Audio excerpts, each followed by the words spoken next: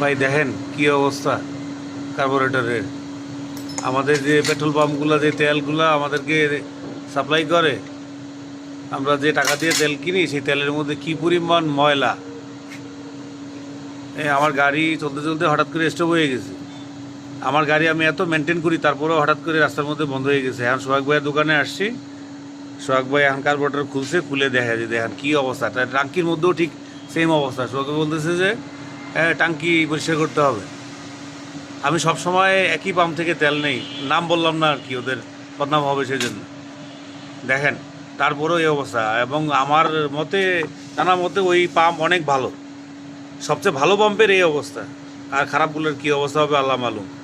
আমরা যারা বাইকার, আমরা যারা এই রাস্তায় চলাফেরা করি, দেখেন এই সামান্য একটু সমস্যার কারণে আমাদেরকে রাস্তায়